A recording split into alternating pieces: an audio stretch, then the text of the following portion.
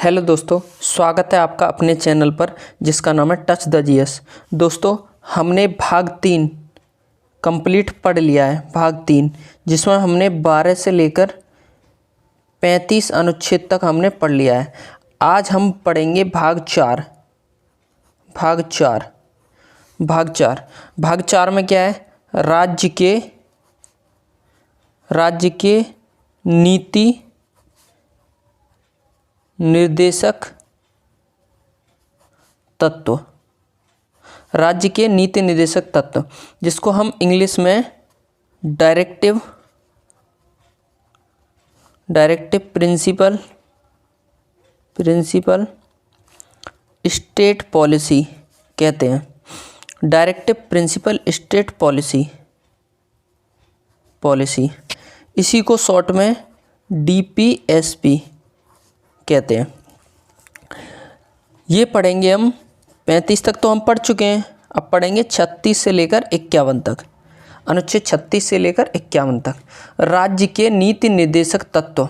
राज्य के लिए नीति निर्देशक तत्व यानी कि ऐसे तत्व होते हैं जो एक निर्देशक के तौर पर काम करते हैं। निर्देशक कैसे?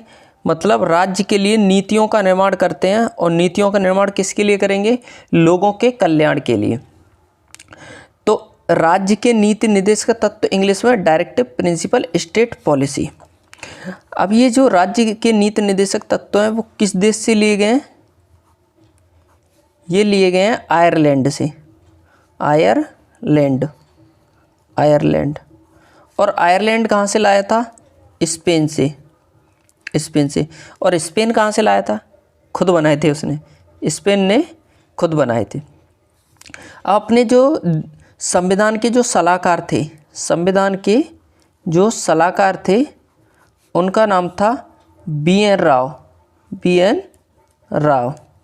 बी.एन. राव जो थे उन्होंने 2 प्रकार के मूल अधिकार की बात की थी। 2 प्रकार के मूल अधिकार की बात की थी। 2 प्रकार के मूल अधिकार कौन कौन से? एक तो वो जिनको भाग 3 में रख दिया गया है कंपलसरी बना के, और एक वो जो भाग 4 में हम पढ़ रहे हैं जो कंपलसरी नहीं है, यानी कि ये राज्य की इच्छा पर निर्भर करते हैं। अब राज्य की इच्छा पर क्यों डाले गए जबकि इन्होंने 2 प्रकार के मूल अधिकार की बात की थी? एक तो वो जो भाग 3 में रख दिए कंपलसरी बना दिए, एक वो जो भाग 4 में रख दिए जिनको कंपलसरी नहीं बनाया। अब कंपलसरी ना बनाने का कारण क्या था? उस टाइम पे देश के पास इतने पैसे और संसाधन उपलब्ध नहीं थे, इसीलिए इनको राज्य की इच्छा पर छोड़ दिया गया। इसीलिए ये भी जो हैं डीपीएसपी जो हैं यानी राज्य के नीति निर्देशक तत्व जो हैं ये भी एक तरीके से मूल अधिकार ही है, लेकिन ये ऐसे मूल अधिकार हैं जो राज्य की इच्छा पर निर्भर करते हैं। यानी कि जैसे जैसे हमारे पास पैसे आते जाएंगे वैसे वैसे हम ये लोगों को देते चलेंगे। अब आगे बात करते हैं जो डॉक्टर भीमराव अम्बेडकर थे, उन्होंने इनको अच्छे तरीके से देखा। डीपीएसपी को यानी राज्य के नीति निर्देशक तत्व को अच्छे तरीके से देखा, और उन्होंने इसको देख के कल्याणकारी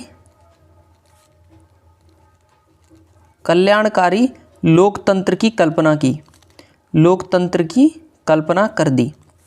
उन्होंने अच्छे तरीके से देखा डीपीएसपी को, राज्य के नीति निर्देशक तत्व को, और कल्याणकारी लोकतंत्र की एक तरीके से उन्होंने इसको ये बोल दिया कि इससे लोकतंत्र की स्थापना हो जाएगी। अब लोकतंत्र की स्थापना होगी कैसे?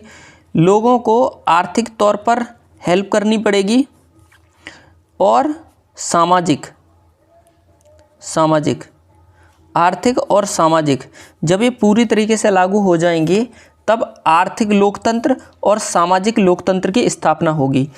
इसी तरीके से आगे उन्होंने बोला कि अगर न्याय नहीं देंगे तो कल्याणकारी लोकतंत्र की स्थापना कैसे होगी? तो इसीलिए इन्होंने न्याय की बात की थी। तो आर्थिक प्लस सामाजिक प्लस राजनीतिक जब ये इनको मिल जाएगा, लोगों को ये मिल जाएगा, यानी आर्थिक आर्थिक और सामाजिक और राजनीतिक न्याय, तो कल्याणकारी लोकतंत्र की स्थापना हो जाएगी। ऐसा डॉक्टर भीमराव अम्बेडकर जी ने कल्पना की थी राज्य के नीति निर्देशक तत्व को देखने के बाद में। उम्मीद करता हूँ यहाँ तक बात आपको समझ में आ गई होगी। अब बात करते हैं अनुच्छेद 36 से लेकर 51 तक।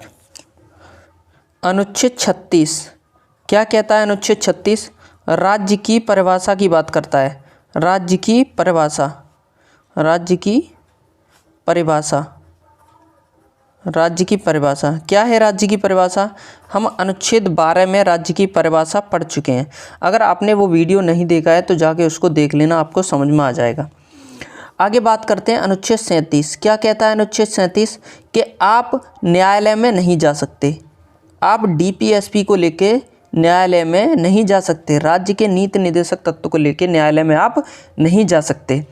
न्यायालय में नहीं जा सकते तो ये वाद योग्य भी नहीं है, वाद योग्य, इनके पीछे आप वाद विवाद नहीं कर सकते हैं, बहसबाजी नहीं कर सकते हैं।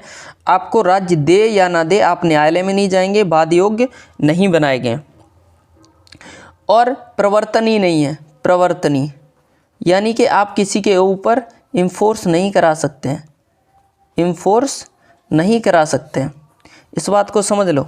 आगे बात करते हैं अनुच्छेद 38 क्या कहता है? अनुच्छेद 38 लोक कल्याण की अभिवृद्धि, लोक कल्याण, लोक कल्याण की अभिवृद्धि, अभिवृद्धि, लोक कल्याण की अभिवृद्धि। लोगों का कल्याण करना पड़ेगा, उनके कल्याण में वृद्धि करनी पड़ेगी। वृद्धि होगी कैसे? उनको सामाजिक हेल्प करनी पड़ेगी, सामाजिक, और की भी जाती है। उनको राशन कार्ड बना के दिया जाता है और उसी राशन कार्ड पर आर्थिक हेल्प की जाती है। आर्थिक हेल्प यानी उनको चावल गेहूँ वगैरह ये दिए जाते हैं। आगे अगर बात करते हैं इसमें तो न्याय की और बात करता है ये। न्याय, एक बात बताओ, जब तक उनको न्याय नहीं देंगे तो लोगों का कल्याण कैसे संभव है? सिर्फ सामाजिक और आर्थिक हेल्प करने से ही लोगों का कल्याण थोड़ी हो जाएगा, तो न्याय भी तो देना पड़ेगा। अब न्याय कैसा होगा? सामाजिक न्याय होगा। सामाजिक यानी सामाजिक तौर पे सबको समान माना जाए, यानी किसी के साथ कोई भेदभाव नहीं हो, ऊंच नीच ना हो। आगे बात करते हैं आर्थिक, आर्थिक न्याय भी मिलना चाहिए। ऐसा नहीं हो कि एक पैसे वाला है तो गरीब को बेचारे को दबा रहा है, तो भाई अगर दबाएगा तो फिर आर्थिक हेल्प कहाँ से हुई, आर्थिक न्याय कहाँ से मिला उनको। और इसमें बात करते हैं राजनीतिक न्याय। राजनीतिक न्याय यानी कि समाज से पिछड़े लोगों का राजनीति में एक मतलब वर्चस्व होना चाहिए, तभी उनको न्याय मिलेगा, तभी उनको न्याय मिलेगा, तभी लोगों का कल्याण संभव है। अब आगे बात करते हैं अनुच्छेद 39 क्या कहता है? अनुच्छेद 39 इसमें कहता है कि चाहे वो स्त्री हो और चाहे वो पुरुष हो, समान कार्य के लिए समान वेतन दिया जाए। समान कार्य के लिए समान वेतन, समान वेतन ये राज्य की जिम्मेदारी होगी, राज्य का कर्तव्य होगा एक तरीके से कि समान कार्य के लिए समान वेतन दिया जाए। और इसमें क्या कहता है? समान कार्य के लिए समान वेतन। 39 का क्या कहता है? इसमें 39 का का जोड़ा गया बाद में, 39 का का जोड़ा गया बाद में, तो इसमें क्या कहता है कि उनको समान न्याय मिलना चाहिए, भेदभावपूर्ण तरीके से न्याय नहीं मिलना चाहिए, तो समान न्याय। और उनको निःशुल्क कानूनी सहायता मिलनी चाहिए, निःशुल्क विधि सहायता, विधि सहायता, निःशुल्क विधि सहायता उनको मिलनी चाहिए। अगर मान लो बाई चांस निःशुल्क विधि सहायता नहीं मिली तो क्या कर सकते? कुछ नहीं कर सकते। पहले ही बोल दिया गया है अनुच्छेद 37 में कि मिले या ना मिले आप न्यायालय में नहीं जा सकते हैं। वो राज्य के ऊपर डिपेंड करता है, राज्य आपको देगा या नहीं देगा, लेकिन फिर भी आपको निःशुल्क विधि सहायता दी जाती है। अनुच्छेद 22 में पढ़ा था कि आपको वकील करने का जो अधिकार है वो दिया जाता है, वकील दिया जाता है सरकार की ओर से। तो निःशुल्क विधि सहायता ये वाला जो है अनुच्छेद 39 का ये जोड़ा गया 42वें संविधान संशोधन के द्वारा, 42वें संविधान संशोधन के द्वारा 1976 में, 42वें संविधान संशोधन के द्वारा 1976 में इसको जोड़ा गया है। अब बात करते हैं आगे अनुच्छेद 40। इसमें ग्राम पंचायतों के गठन की बात है। ग्राम पंचायतों का गठन, ग्राम पंचायतों का गठन, ग्राम पंचायतों का गठन, ये राज्य का कर्तव्य होगा, राज्य की जिम्मेदारी होगी कि गांव के हर एक कोने तक हर चीज़ की सुविधा पहुंचे। तो इसीलिए ग्राम पंचायतों के गठन की इसमें बात की गई है। अब ग्राम पंचायतों के गठन की बात तो की गई है, ग्राम पंचायतों के सबसे ज़्यादा फेवर में कौन थे? गांधी जी थे। गांधी जी, गांधी जी तो जो थे वो चाहते थे कि गांव के हर एक व्यक्ति के पास सुविधा पहुंचे, तो इसके लिए हमें ग्राम पंचायतों का गठन करना पड़ेगा। अब इसी में गांधी जी के साथ मतभेद हो गया डॉक्टर BR अम्बेडकर जी का, doctor Bhimrao Ambedkar, doctor BR Ambedkar ji का। तो इनका मतभेद किस लिए हुआ था कि ये चाहते थे कि ग्राम पंचायत का गठन होना चाहिए और ये चाहते थे कि नहीं होना चाहिए। क्यों नहीं होना चाहिए? गांधी जी का कहना था कि भारत जो है वो गांव का देश है, भारत जो है वो गांव का देश है, इसीलिए यहाँ पर ग्राम पंचायतों का गठन बहुत ज़रूरी है।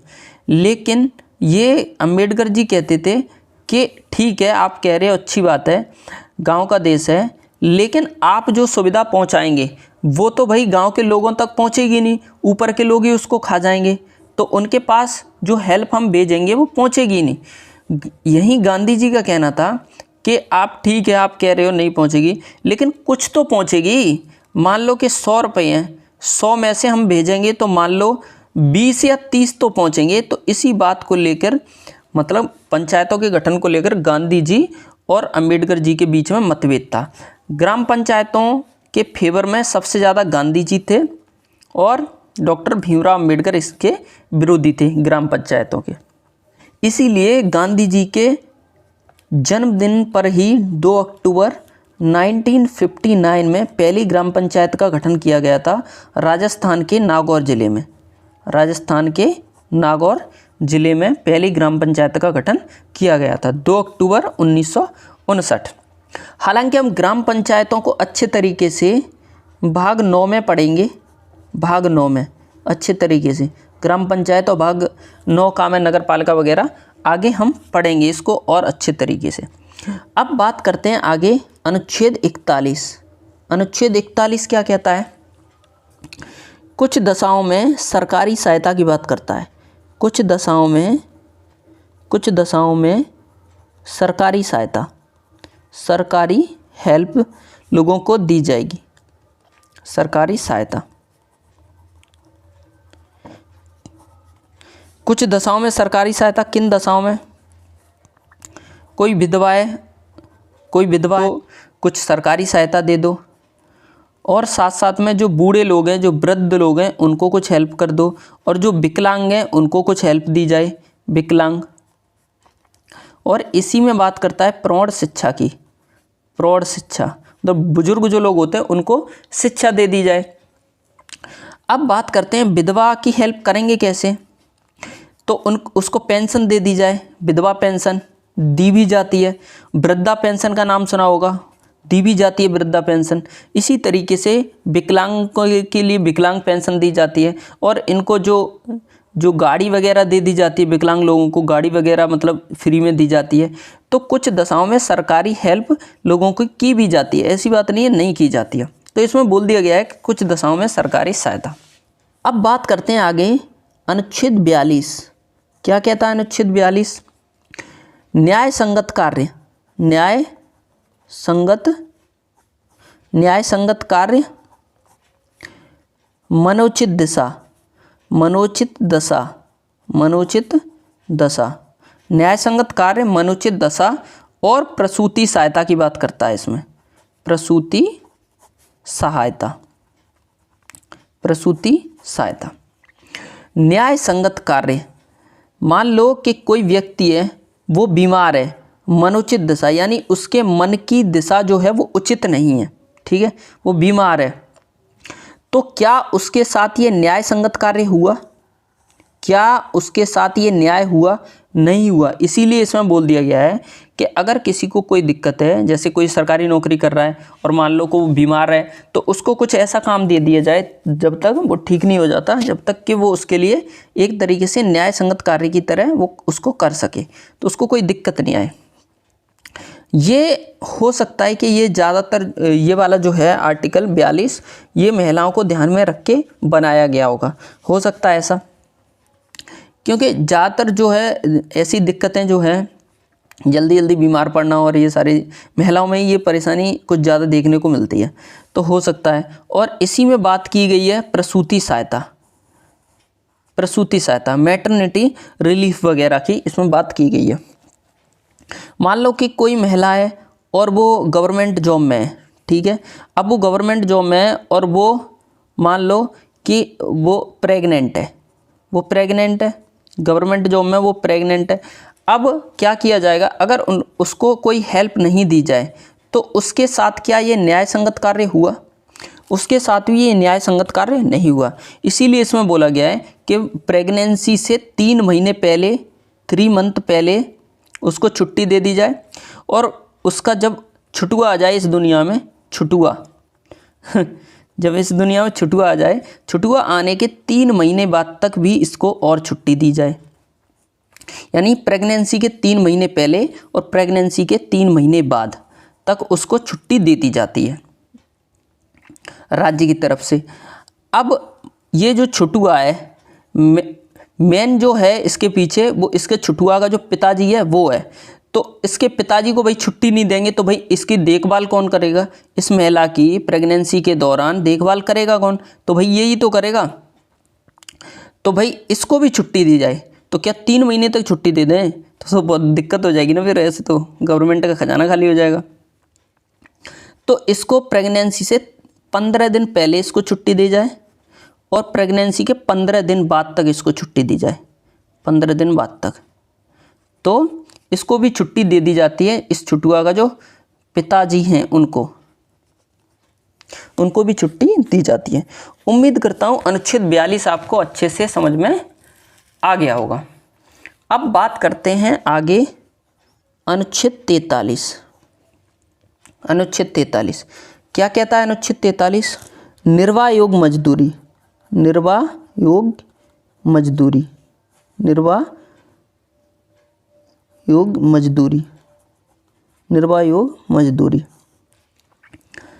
अब कम से कम उसको, जो मजदूर है, उसको इतनी तो मजदूरी दी जाए जिससे कि वो अपने जीवन का निर्वाह कर सके। इसीलिए इसमें बोला गया कि निर्वाह योग्य मजदूरी की ये बात करता है।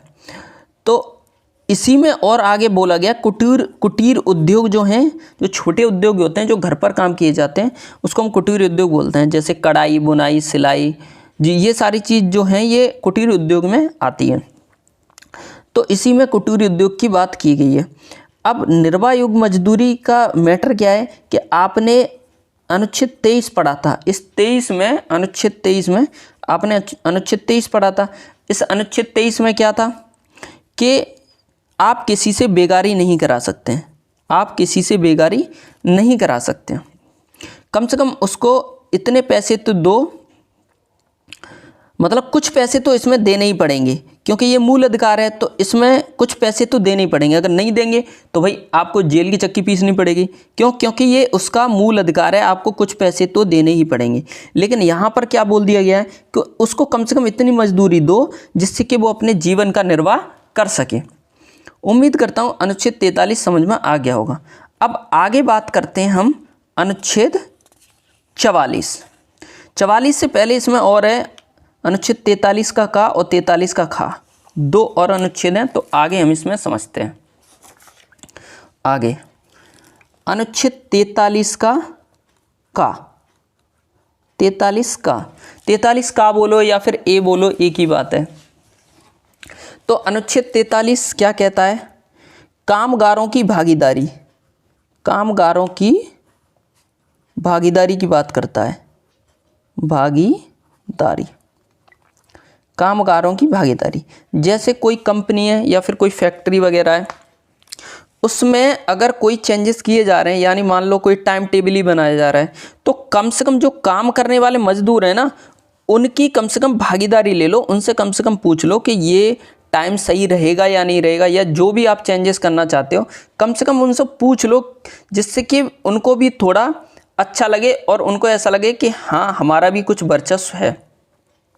अमूमन ऐसा पूछा नहीं जाता है, लेकिन इसमें बोला गया है कि 43 के काम में कामगारों की भागीदारी लेना जरूरी है, ये राज्य को जिम्मेदारी देगी। अगर नहीं भागीदारी लें तो क्या कर सकते हैं आप? कुछ नहीं कर सकते, क्योंकि अनुच्छेद 37 में पहले ही बोल दिया गया है कि आप न्यायालय नहीं जा सकते हैं। उम्मीद करता हूँ आर्टिकल 43 का का समझ में आ गया होगा। आगे बात करते हैं 43 का खा। क्या कहता है 43 का खा? सहकारी समिति की बात करता है। सहकारी समिति, राज्य का कर्तव्य होगा कि वो सहकारी समिति बनाए। कोऑपरेटिव, कोऑपरेटिव, कोऑपरेटिव क्या होता है? सहकारी समिति, कोऑपरेटिव सोसाइटीज क्या होता है? से मतलब साथ में, कार्य मतलब काम करने वाले, साथ में काम करने वाले लोगों का एक समूह है, उसी को हम सहकारी समिति के नाम से जानते हैं। को मतलब एक साथ, ऑपरेट मतलब ऑपरेट करने वाले, कुछ लोगों का समूह है जिसको हम सहकारी समिति के नाम से जानते हैं। अब जैसे आपने सुना होगा अमूल डेयरी जो है, अमूल डेयरी जो है वो कैसी है? वो कैसी समिति है? वो सहकारी समिति है। अमूल डेयरी जो है वो सहकारी है। और इसमें आप देखोगे तो केंद्रीय भंडारण जो है, केंद्रीय भंडारण ये क्या है? ये भी सहकारी है, ठीक है। और इसमें अपना बाजार है, अपना बाजार ये भी सहकारी है। तो आपको इतनी बात समझ में आ गई कि सहकारी होता क्या है। सह मतलब साथ में, कार्य मतलब काम करने वाले। जैसे आप और इसको समझना चाहो तो जैसे मान लो कि गांव में कोई नहर बन रही है, तो गांव के लोगों को ही, बड़े बुजुर्ग लोगों को ही इकट्ठे करके एक समिति बना दी जाती है, उसी को हम सहकारी समिति के नाम से जानते हैं। इसमें सरकार की भी हिस्सेदारी रहती है, ऐसे नहीं है कि सरकार की हिस्सेदारी नहीं रहती है। सरकार कर्ज वगैरह दे देती है अगर ये डूबने पे आए तो। आगे बात करते हैं, अनुच्छेद 43 का खास समझ में आ गया। आगे बात करते हैं अनुच्छेद 44। ये 44 जो है ये यूनिफॉर्म सिविल कोड की बात करता है। Uniform civil code, uniform civil code, uniform civil code, Hindi में कहते हैं इसको समान नागरिक संहिता, समान नागरिक संहिता, समान नागरिक संहिता। आपने एक चीज़ सुनी होगी, भारतीय दंड संहिता, भारतीय दंड संहिता, भारतीय दंड संहिता, आईपीसी नाम सुना होगा आपने। सबके लिए समान दंड के लिए एक कानून है जिसको हम भारतीय दंड संहिता कहते हैं। यानी कि आप देखोगे तो भारत के किसी भी हिस्से में चले जाओ, अगर आपने कोई क्राइम किया है, मान लो यहाँ यूपी में कोई क्राइम कर दिया है, जैसे आपने किसी का हाथ काट दिया, तो आपको सज़ा दे दी जाएगी, और वही सज़ा आपको केरल में दी जाएगी। यानी कि आपने केरल में हाथ काटा है तब भी वही सज़ा दी जाएगी, और आपने यूपी में अगर कोई ऐसा कांड किया है तो उसके लिए भी सेम सज़ा दी जाती है। ऐसा नहीं है कि भाई केरल में फांसी पे चढ़ा दिया जाएगा या फिर यहाँ पर आपको छोड़ दिया जाएगा, ऐसा नहीं होता है। मतलब समान दंड दिया जाता है, इसी को हम भारतीय दंड संहिता कहते हैं। इसी तरीके से चुनाव का जो कानून है, आचार संहिता, समान आचार संहिता कहते हैं कि नहीं, आचार संहिता के नाम से जानते हैं। इसी तरीके से लोगों के लिए समान कानून को ही समान नागरिक संहिता कहते हैं।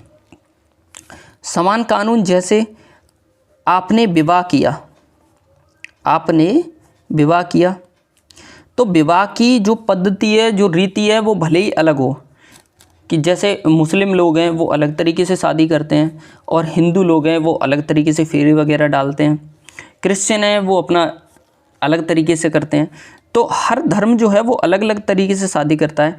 लेकिन जो तलाक है, जो तलाक है वो भी अलग अलग करता है। तो इस तलाक को ही एक जैसा बनाने के लिए समान नागरिक संहिता जरूरी है। मतलब विवाह भले ही अलग अलग पद्धति से, अलग अलग तौर तरीके से हो, लेकिन जो तलाक लेने की जो रीति है वो एक जैसी होनी चाहिए। ऐसा नहीं है कि अलग अलग तरीके से जैसे अभी लिया जा रहा है। मुसलमान लोगों में तो तलाक तलाक तलाक, काम ख़त्म हो जाता है। हिंदुओं में तो ये है, कम से कम हिंदू कम्युनिटी अब कम से कम आगे चल के और अदालतों वगैरह में उनका हो रहा है अब और इसमें बात करते हैं आगे कि जैसे जायदाद है, वसीयत वगैरह होती है, वसीयत। तो वसीयत में क्या होता है, वसीयत में मुसलमानों का अलग चलता है और हिंदुओं का अलग चलता है। अब हिंदुओं की अगर बात करें तो एक बच्चा है, बच्चा जो है वो माँ की कोख में है, तो माँ की कोख से ही उसको वसीयत में यानी जायदाद में पूरा अधिकार मिल जाता है। लेकिन मुसलमान लोगों में ऐसा नहीं होता है। मुसलमानों में क्या होता है कि जैसे ये एक बच्चा है, तो बच्चे के पिताजी हैं, यहाँ पर ये बच्चे के पिताजी हैं और पिताजी के भी पिताजी हैं, यानी इस बच्चे के जो दादाजी हैं, दादाजी। तो अगर मान लो कि इस बच्चे की पिता की डेथ हो जाती है, इसके पिता की अगर मृत्यु हो जाती है, तो इस बच्चे का इसकी जायदाद में कोई अधिकार नहीं रहेगा, यानी कि वो दादा के ऊपर पूरी तरीके से डिपेंड करता है। अगर दादा चाहें तो इसको दे सकते हैं, अगर ना चाहें तो इसको कुछ भी नहीं मिलेगा। तो इसीलिए समान नागरिक संहिता की बात उठ रही है, मांग बहुत तेज़ी से उठ रही है इसकी। और टाइम टाइम पे सुप्रीम कोर्ट ने इसके लिए, इसके पक्ष में टिप्पणी भी की है कई बार। और अगर टिप्पणी नहीं करते तो भाई एक बात बताओ, ये अनुच्छेद 44 में जब संविधान बनाने वालों ने ही इसका पहले से ही जिक्र कर दिया है, जब लिख दिया है, तो भाई कुछ तो सोच समझ के लिखा होगा उन्होंने। तो ये ज़रूरी भी है एक तरीके से, लेकिन ये इतनी आसानी से लागू नहीं हो सकता है, इसमें समय लगेगा बहुत ज़्यादा। अब देखते हैं कब तक होता है ये। तो वसीयत में मुसलमानों का अलग चलता है और हिंदुओं का अलग चलता है। अब बात आगे करते हैं, जैसे बच्चा गोद लेना है, गोद लेने की जो प्रथा है वो मुस्लिम लोगों में तो कोई लेडीज बच्चे को गोद ले ही नहीं सकती है, ये उसमें कॉन्सेप्ट है ही नहीं, ये उनके धर्म में कॉन्सेप्ट ही नहीं है गोद लेने का। लेकिन हिंदुओं में गोद लेने का कॉन्सेप्ट है, हिंदुओं में गोद ले सकते हैं। उम्मीद करता हूँ ये जो समान नागरिक संहिता है ये समझ में आ रही होगी। अब समान नागरिक संहिता ऐसी बात नहीं है कि अन्य देशों में लागू नहीं है। अमेरिका में समान नागरिक संहिता लागू है, अमेरिका में। और आप अगर बात करोगे तो आयरलैंड में समान नागरिक संहिता लागू है, वहाँ पे भी चलती है आयरलैंड। और आयरलैंड में से ही अपने यहाँ पे जो नीति निर्देशक तत्व जिनको हम पढ़ रहे हैं वो आयरलैंड से ही तो लिए, ये मैं पहले बता चुका हूँ। अब आगे बात करते हैं। देखो अमेरिका और आयरलैंड तो ठीक है, ये तो दूसरी मतलब दूर दूर हुए ये देश, अपने पड़ोसी तो है नहीं। अब अपने पड़ोसियों ने भी समान नागरिक संहिता, जैसे पाकिस्तान का नाम, हालांकि है पाकिस्तान नल्ला एक तरीके से, बहुत हरामी है, लेकिन फिर भी समान नागरिक संहिता लागू है। अब वो दिखाने के लिए ही लागू है, ठीक है, लेकिन लागू तो है। इसी तरीके से बांग्लादेश में समान नागरिक संहिता लागू है। तो समान नागरिक संहिता एक तरीके से ज़रूरी भी है, क्योंकि ये लड़ाई झगड़े वगैरह हैं और अलग अलग वो बहुत सारी दिक्कतें आती हैं भाई, उनका अलग इसमें लॉ चलता है, उनका अलग चलता है लॉ शरिया, और हिंदुओं का अलग चलता है। हालांकि हिंदू लोग जो हैं वो अब धीमे धीमे करके बहुत हद तक इम्प्रूव कर रहे हैं अपने आप को। अब ऐसी बात नहीं है कि जो समान नागरिक संहिता है वो लागू नहीं है किसी राज्य में। अपने यहाँ पे गोवा में लागू है, कब से चल रही है गोवा में, बहुत टाइम हो गया। तो ऐसा नहीं है कि आने से बहुत ज़्यादा दिक्कतें आ जाएगी या कुछ बिगड़ जाएगा, ऐसा कुछ नहीं है। लेकिन लोगों का भाई अपना अपना मत है, वो किस तरीके से क्या रिएक्ट करते हैं। कुछ लोग इसके पक्ष में हैं और कुछ लोग इसके विपक्ष में हैं, विरोध करते हैं इसका, बहुत तंगड़े लेवल पर विरोध तो होगा इसका। अब देखते हैं आगे कब तक क्या होता है। अब आगे बात करते हैं, अनुच्छेद 44 समझ आ गया। अब बात करते हैं अनुच्छेद 45।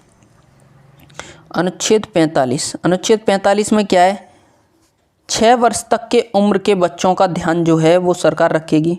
उनके स्वास्थ्य का जो ध्यान है, उनका स्वास्थ्य जो है, उनकी स्वास्थ्य की देखभाल करेगी। देखभाल कैसे करेगी, जैसे उनको टीका वगैरह लगाया जाता है बचपन में, खसरे का टीका लगाया जाता है, खसरा, टीबी का लगाया जाता है, टीबी, खसरे का, टीबी का, और भी बहुत सारे टीके लगाए जाते हैं, काली खांसी वगैरह इसका भी टीका लगाया जाता है। तो स्वास्थ्य का ध्यान सरकार रखती है। और 6 वर्ष से 14 वर्ष तक के उम्र के बच्चों को फ्री में शिक्षा, यानी फ्री में जो एजुकेशन है वो उनको सरकार देगी, यानी राज्य का ये कर्तव्य है। लेकिन अगर नहीं देगी तो आप क्या कर सकते हैं? कुछ नहीं कर सकते भाई। तब के टाइम पे तो इसको दे नहीं सकते थे फ्री, क्योंकि संसाधन और पैसे इतने उपलब्ध नहीं थे। इसीलिए इसको 86वें संविधान संशोधन के द्वारा मूल कर्तव्य में जोड़ दिया गया। 86वें संविधान संशोधन के द्वारा इसको मूल अधिकार बना दिया गया और इसको जोड़ दिया गया। तो अब फ्री में शिक्षा दी जाती है। नहीं देंगे तो भाई कानून बना है इसके लिए, देनी पड़ेगी। तो इतना समझ में आ गया 45। अब बात करते हैं आगे 46। क्या कहता है 46 कहता है कि जो कमज़ोर वर्ग हैं, कमज़ोर वर्गों के हितों का संरक्षण है इसमें। कमज़ोर वर्गों के हितों का संरक्षण। अब भाई कमज़ोर वर्गों के हितों का संरक्षण करोगे कैसे आप? संरक्षण तो उनको आरक्षण वगैरह दे दो, तो उससे उनका बहुत हद तक हेल्प हो जाती है। जैसे SC और ST और OBC को आरक्षण वगैरह दे दो, और उनके लिए आयोग वगैरह हैं उनकी नियुक्ति कर दो। जैसे जनजाति आयोग वगैरह हैं और पिछड़ा वर्ग आयोग वगैरह हैं। ये तो आयोग अपन लोग पढ़ेंगे आर्टिकल 338 में आयोग वगैरह पढ़ेंगे। 338A 338B वगैरह इसमें हम आयोग अच्छे तरीके से पढ़ेंगे। तो इतना समझ लो, कमज़ोर वर्गों के हितों का संरक्षण। और संरक्षण कैसा होगा? उनको आरक्षण वगैरह दे दो और आयोग वगैरह की नियुक्ति कर दो, जिससे कि वो उनके लिए सही तरीके से नियम कायदे कानून बना सके और उनको कुछ हेल्प वगैरह दे सके। उम्मीद करता हूँ आर्टिकल 46 आपको समझ में आ गया होगा। अब बात करते हैं अनुच्छेद 47। आर्टिकल 47 क्या कहता है? उनको पोषायुक्त आहार दे दो। पोषायुक्त आहार दिया भी जाता है, गेहूँ चावल वगैरह दाल वाल दी जाती हैं राशन कार्ड पर। पोषायुक्त आहार उपलब्ध कराएगी सरकार। और नशीली दवाओं पर प्रतिबंध लगाएगी। नशीली दवाओं पर प्रतिबंध।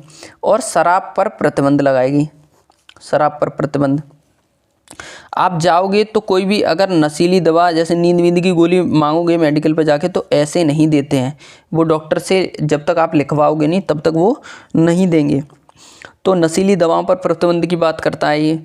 और पोषायुक्त आहार मैंने बता ही दिया है कि उनको चावल वगैरह और ये दी जाती हैं। शराब पर प्रतिबंध आपने देखा है कि उसमें बिहार में शराब पर प्रतिबंध है और गुजरात में भी शराब पर प्रतिबंध है। तो अगर राज्य चाहे तो शराब पर भी प्रतिबंध लगा सकता है, ना चाहे तो कोई दिक्कत ही नहीं है। बहुत सारी जगह नहीं है प्रतिबंध, यूपी में भी कहाँ प्रतिबंध है शराब पर। तो उम्मीद करता हूँ 47 समझ में आ गया। अब बात करते हैं आगे अनुच्छेद 48। अनुच्छेद 48 क्या कहता है? अनुच्छेद 48 बात करता है कृषि और पशुपालन की। राज्य का ये कर्तव्य होगा, राज्य की ये जिम्मेदारी होगी कि कृषि को बढ़ावा दे और पशुपालन को वो बढ़ावा दे। पशुपालन को भी बढ़ावा दे और कृषि को भी। कृषि को बढ़ावा कैसे देगा? जैसे आपने देखा होगा कि कृषि के लिए जो मशीनें आती हैं, मशीन पर बहुत ही कम टैक्स लिया जाता है। जो मशीन पर टैक्स लिया जाता है वो बहुत कम टैक्स लिया जाता है। जैसे ट्रैक्टर वगैरह हैं उन पर टैक्स बहुत कम लगता है। और जो खाद्य पदार्थ हैं जो कृषि के लिए आते हैं, जो दवाएं वगैरह आती हैं कृषि के लिए, जो दवाएं आती हैं उन पर भी टैक्स बहुत कम लिया जाता है। उन पर भी टैक्स, जैसे यूरिया वगैरह है, तो यूरिया पर भी टैक्स बहुत कम लिया जाता है। यूरिया तो सरकार एक तरीके से घाटे में देती है। अगर आप देखोगे तो घाटे में देती है वो आपको। वो लगभग 5 से 6 गुना घाटा अपना करके तब किसानों को यूरिया प्रोवाइड करवाती है। ये समझ लो आप अच्छे तरीके से। आपको हो सकता है ये चीज़ मालूम हो पहले से, लेकिन मैं आपको बता रहा हूँ कम से कम 5-6 गुना वो खुद का घाटा सहन करके आपको देती है। 200, 250, 300 में जो भी देती है। और कृषि के लिए नाबार्ड की स्थापना की गई। नाबार्ड, किसानों को इसमें कर्ज वगैरह दिया जाता है। National agriculture for rural development bank जो है NABARD, national bank for agriculture and rural development, ये जो बैंक है ये किसानों को ऋण भी उपलब्ध करवाती है। उम्मीद करता हूँ कि ये कृषि आपको समझ में आ गया होगा। अब बात करते हैं पशुपालन की। पशुपालन, अब पशुपालन जो है, पशुपालन का अपनी एक तरीके से कृषि और पशुपालन का बहुत बड़ा अपनी जीडीपी में योगदान होता है। अगर खाली इसकी पशुपालन की बात करें तो कम से कम अपनी जीडीपी में 30% इसका योगदान है, और 30% में सबसे बड़ा योगदान है वो है दुग्ध उत्पादन का। दुग्ध उत्पादन का कम से कम सबसे ज़्यादा इसमें दुग्ध उत्पादन का ही योगदान है अपनी जीडीपी में। अब 30% में से दुग्ध उत्पादन का सबसे ज़्यादा है, इसीलिए दुग्ध उत्पादन में भारत नंबर टॉप पे आता है पूरी दुनिया में। दुग्ध उत्पादन में भारत नंबर टॉप पे आता है।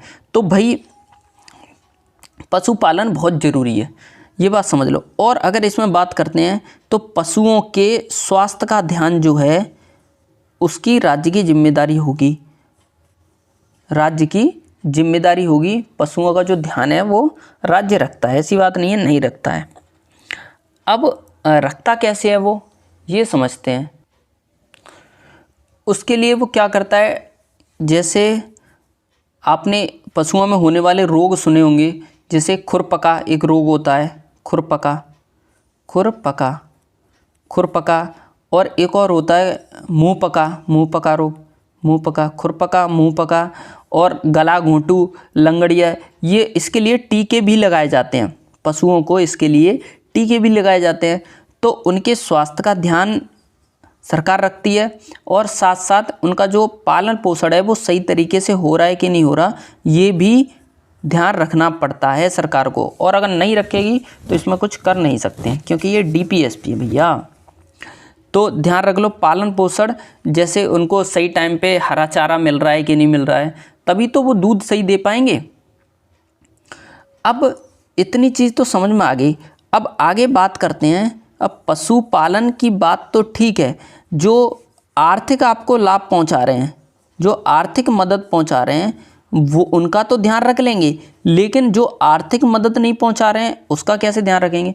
तो उन्हीं पशुओं को क्या किया जाता है, काट दिया जाता है। कसाई खाने में उन्हीं पशुओं को काट दिया जाता है जो आपको आर्थिक हेल्प नहीं पहुंचा रहे।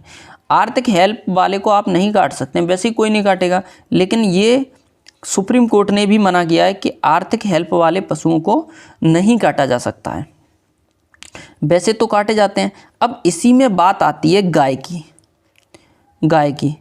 अब इसमें दिक्कत ये है कि मुसलमान लोग जो हैं वो गाय को काट देते हैं, लेकिन हिंदुओं के लिए जो गाय है वो पवित्र मानी जाती है। पवित्र गाय को माता के रूप में जाना जाता है।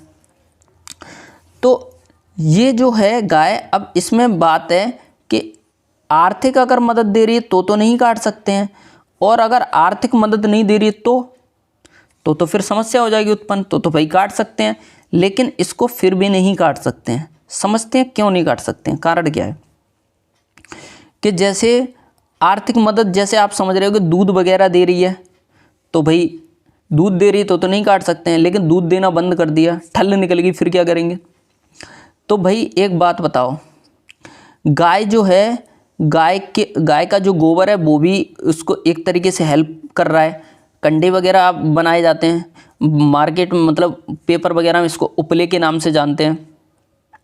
तो उपले वगैरह मतलब बना लिए जाते हैं, तो वो भी तो एक तरीके से आर्थिक हेल्प है, क्योंकि आप उससे खाना बनाते हो भाई, तो वो भी हेल्प कर रहा है। और अगर उसके साथ साथ जो गाय का मूत्र होता है उससे भी कुछ दवाइयाँ बनाई जाती हैं। तो इसलिए गाय को काटने के लिए मना किया गया है। इसके लिए अलग अलग राज्यों में मतलब कानून भी बने हैं। कानून मतलब इसके लिए आपको जेल भी हो जाती है, 5-5, 10-10 साल की इसके लिए जेल है। लेकिन एक बात समझ लो, नॉर्थ ईस्ट में गाय को मतलब काटा भी जाता है और खाया भी जाता है। नॉर्थ ईस्ट के कुछ स्टेट ऐसे हैं वहाँ पर ऐसा किया जाता है। लेकिन एक बात समझ लो, इसके कानून के अकॉर्डिंग इसको काट नहीं सकते हैं, क्योंकि ये आर्थिक हेल्प कर रही है। चाहे वो उसका मूत्र से दवाई बनाना हो, या फिर कंडे वगैरह जो उपले बोले जाते हैं वो आर्थिक हेल्प करते हैं। उम्मीद करता हूँ आर्टिकल 48 आपको समझ में आ गया, अनुच्छेद 48। अब आगे बात करते हैं अनुच्छेद 48 का 48 का क्या कहता है। इसमें बात करता है वन तथा वन्यजीव, वन तथा वन्यजीव। वैसे पेड़ पौधे जो आपको आर्थिक हेल्प पहुंचा रहे हैं वो तो कृषि में आ जाते हैं, लेकिन वैसे पेड़ पौधे जो आपको आर्थिक हेल्प नहीं पहुंचा रहे हैं लेकिन वो पर्यावरण के लिए ज़रूरी हैं, वो पर्यावरण के लिए ज़रूरी हैं, इसीलिए उनको वन में डाल दिया गया है। वैसे पेड़ पौधे जो आपको आर्थिक हेल्प पहुंचा रहे हैं वो तो कृषि में डाल दिए, लेकिन वैसे पेड़ पौधे जो आपके लिए बेशक जरूरी ना हो लेकिन इस पर्यावरण के लिए तो जरूरी हैं, तो उनको वन में डाल दिया गया है। जैसे मान लो कि नीम का पेड़ है, नीम का पेड़, या फिर बबूल का पेड़, मान लो बबूल का पेड़, तो आपको आर्थिक हेल्प बेशक ना पहुंचा रहा हो लेकिन वो पर्यावरण के लिए तो जरूरी है। इसी तरीके से वैसे पशु जो आपको आर्थिक हेल्प पहुंचा रहे हैं तो वो उसमें पशुपालन में डाल दिए गए, और वैसे पशु जो आपको आर्थिक हेल्प नहीं पहुंचा रहे लेकिन इस पर्यावरण के लिए ज़रूरी है उसको हम वन्य जीव में डाल देते हैं, उसको हम वन्य जीव में डाल देते हैं। जैसे शेर है, शेर आपको क्या आर्थिक मदद पहुंचा रहा है, कुछ भी नहीं, लेकिन वो पर्यावरण के लिए ज़रूरी है इसीलिए इसको वन्य जीव में डाल दिया गया है। और ये वाला जो आर्टिकल है, ये वाला जो अनुच्छेद है, ये भी अनुच्छेद 42वें संविधान संशोधन के द्वारा 1976 में जोड़ा गया था। उम्मीद करता हूँ आर्टिकल 48 का समझ में आ गया होगा। एक बार और समझ लो, वैसे पेड़ पौधे जो आपको आर्थिक मदद पहुँचा रहे हैं वो कृषि में डाल दिए गए हैं, और वैसे पेड़ पौधे जो आपके लिए भले ही ज़रूरी ना हो, आपके आर्थिक आपको मदद नहीं पहुंचा रहे हो लेकिन पर्यावरण के लिए वो जरूरी है, इसलिए उसको वन में डाल दिया है। अब इसी तरीके से वैसे पशु जो आपको आर्थिक हेल्प पहुंचा रहे हैं, आर्थिक मदद कर रहे हैं, वो पशुपालन में डाल दिए। इसी तरीके से वैसे पशु जो आपको आर्थिक मदद नहीं पहुंचा रहे हैं वो वन्यजीव में डाल दिए, लेकिन पर्यावरण के लिए वो बहुत ही ज़रूरी है, इस बात को समझ लो। और ये 42वें संविधान संशोधन 1976 में इसको जोड़ा गया था। अब आगे बात करते हैं अनुच्छेद 49। अनुच्छेद 49 क्या कहता है कि राष्ट्रीय स्तर के जो स्मारक हैं, राष्ट्रीय स्तर के जो स्मारक हैं, उनकी सुरक्षा की जिम्मेदारी किसकी होगी, राज्य की होगी। जो किले हैं, किले की भी जिम्मेदारी राज्य की होती है, और जो किले के साथ साथ में जो मंदिर वगैरह हैं उनकी भी जिम्मेदारी राज्य की होगी। स्मारक जैसे लाल किला है, जामा मस्जिद है और ताजमहल है, इनकी जिम्मेदारी वही राज्य की है कि नहीं, राज्य सुरक्षा करता है इनकी पूरी। इसी तरीके से जो किले हैं, किले जैसे आपने देखा होगा कि राजस्थान में एक से एक बेहतरीन किले हैं, एक से एक, जैसे आमेर का किला है, चित्तौड़गढ़ का किला है, मेहरानगढ़ का किला है, जूनागढ़ का किला है। तो ये एक से एक किले की जिम्मेदारी जो होती है वो राज्य सरकार की होती है, यानी कि राज्य की जिम्मेदारी होगी। अब आगे बात करते हैं, इसी तरीके से मंदिर हैं, एक से एक बेहतरीन मंदिर है, उनकी भी जिम्मेदारी राज्य की। भाई चाहे स्मारक हो, चाहे किले हो, चाहे मंदिर हो। मंदिर में अगर देखोगे तो नटराज मंदिर हो गया, बृहदीश्वर मंदिर हो गया, मीनाक्षी मंदिर हो गया, एक से एक बढ़िया मंदिर है। और उत्तर भारत में आप देखोगे तो केदारनाथ, बद्रीनाथ, बहुत सारे अच्छे अच्छे मंदिर मिलेंगे आपको, उनकी भी जिम्मेदारी जो है वो राज्य की होती है। उम्मीद करता हूँ आर्टिकल 49 आपको समझ में आ गया। अब बात करते हैं आर्टिकल 50। 50 क्या कहता है, कार्यपालिका से न्यायपालिका को अलग रखा जाएगा। न्यायपालिका को अलग रखा जाएगा, यानी कि कार्यपालिका जो थी पहले वो न्यायपालिका उसके अंदर थी, कार्यपालिका के अंदर। मतलब कि कोई भी काम करना है तो कार्यपालिका कर लेगी, लेकिन न्याय भी साथ साथ में कार्यपालिका ही दे देती थी। लेकिन आपने सुना होगा सीआरपीसी का नाम सुना होगा, सीआरपीसी दंड प्रक्रिया जो संहिता है। जब दंड प्रक्रिया संहिता आई थी 1973 में, तब जो जिला जो मजिस्ट्रेट थे वही न्याय वगैरह करते थे, लेकिन इसको आने के बाद में जिला जो जज हैं उनको मतलब न्याय करने की जिम्मेदारी सौंप दी गई 1973 से ही। तो इसीलिए इसमें बोला गया है कि कार्यपालिका से न्यायपालिका को अलग रखा जाएगा। 50 आपको समझ में आ गया। अब बात करते हैं अनुच्छेद 51 की। अनुच्छेद 51 क्या कहता है? अनुच्छेद 51 अंतर्राष्ट्रीय शांति की बात करता है। अंतर्राष्ट्रीय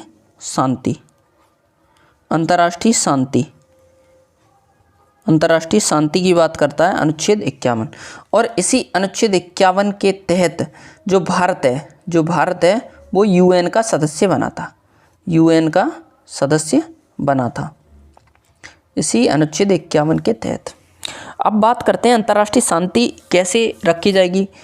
अब मान लो तो सुरक्षा की जिम्मेदारी सिर्फ भारत की ही नहीं है, पूरे विश्व में सुरक्षा की जिम्मेदारी हर वो देश की होगी जो यूएन का सदस्य है। ध्यान से समझ लो। और दूसरी बात, जो विदेश नीति है वो भी ढंग से चलानी पड़ेगी। अगर विदेश नीति ढंग से नहीं चलाओगे तो क्या अंतर्राष्ट्रीय शांति हो पाएगी? नहीं हो पाएगी। तो विदेश नीति का भी ध्यान रखना पड़ेगा और इसके साथ साथ में जो अंतर्राष्ट्रीय कानून है उनका भी पालन करना पड़ेगा। अंतर्राष्ट्रीय कानून जो हैं उनका भी पालन करना पड़ेगा। और इसके साथ साथ अगर किसी देश से संधि या फिर कोई समझौता होता है, तो उसको पूरी तरीके से निभाना पड़ेगा, तभी अंतर्राष्ट्रीय शांति हो सकती है, अन्यथा नहीं हो सकती। ऐसी बात नहीं, हम तो भाई शुरू से निभाते आए हैं तो भाई आगे भी निभाएंगे, अपना तो ऐसा ही है। भारत में कोई भी अंतर्राष्ट्रीय जो संधि समझौता है वो नहीं तोड़ा जाता है, पूरे अच्छे तरीके से निभाया जाता है। जो अंतर्राष्ट्रीय झगड़े होते हैं उनमें मध्यस्थता का काम करेगा भारत। मध्यस्थता निभाएंगे हम। अंतर्राष्ट्रीय झगड़े जो होते हैं उनमें मध्यस्थता निभाएंगे। उम्मीद करता हूँ अनुच्छेद 51 समझ में आ गया होगा। अंतर्राष्ट्रीय शांति की बात करता है और भारत इसी के तहत अनुच्छेद 51 के तहत यूएन का सदस्य बना था। और इसमें साथ साथ में जो विदेश नीति है उसका भी हमें प्रॉपर ध्यान रखना पड़ेगा और अंतर्राष्ट्रीय कानून जो है उनको भी मानना पड़ेगा और संधि और समझौते हैं उनको भी अच्छे तरीके से मानना पड़ेगा और अंतर्राष्ट्रीय झगड़े जो होते हैं उनमें मध्यस्थता का काम करना पड़ेगा। उम्मीद करता हूँ अनुच्छेद 51 समझ में आ गया होगा। अब आगे थोड़ा सा समझते हैं। वीडियो काफ़ी लंबी हो गई है, बस इसको यहीं एंड करते हैं, पर एक चीज़ समझ लो थोड़ा सा और। भाग 3 हम पढ़ चुके हैं पूरा कंप्लीट, अनुच्छेद 12 से लेकर 35 तक। आज भाग 4 कंप्लीट अभी ख़त्म नहीं हुआ है, लेकिन इसके आर्टिकल 36 से लेकर 51 तक ख़त्म हो गए हैं। अब आगे हम इसमें पढ़ेंगे, नेक्स्ट वीडियो में इसका दूसरा पार्ट बनाऊंगा कि हम जो ये डीपीएसपी पढ़ रहे हैं, भाग 4 में, इन डीपीएसपी को 3 कैटेगरी में बांट दिया गया है। अब 3 कैटेगरी हम आगे पढ़ेंगे। अब कौन कौन सी है मैं आपको थोड़ा सा ओवरव्यू दे रहा हूँ। 3 कैटेगरी, इसमें समाजवादी कैटेगरी आती है एक, दूसरी गांधीवादी और तीसरी उदारवादी। और इसके साथ साथ में हम थोड़ा सा डीपीएसपी से रिलेटेड केस वगैरह पढ़ लेंगे और मूल अधिकार और जो डीपीएसपी हैं उनमें डिफरेंस देखेंगे अगले वीडियो में। नेक्स्ट पार्ट बनाऊंगा इसका।